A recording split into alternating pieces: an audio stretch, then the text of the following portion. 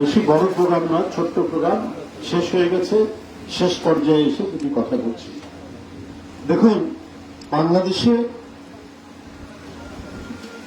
আওয়ামী লীগ আমাদের উপর আক্রমণ করে, সেখানে সংঘাত হয়।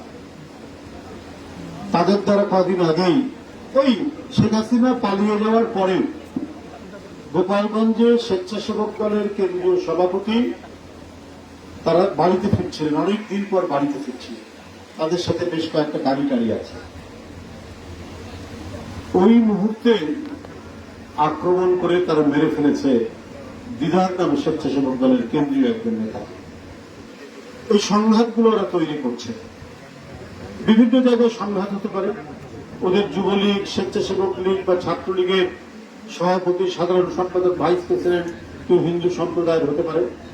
আমাদের দলেও হিন্দু সম্প্রদায়ের অনেক মানুষ বিএনপি করে, যুবদল করে, ছাত্রদল করে। দুই পক্ষে যদি সংঘর্ষ হয়, ওদের হাতে যেমন আমাদের নেতা কর্মীরা খুন হয়,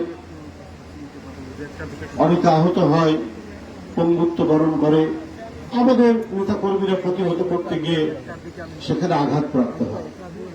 আঘাতপ্রাপ্তদের মধ্যে মুসলমান, হিন্দুও থাকতে পারে। অষ্টম শ্রেণীর ছাত্রী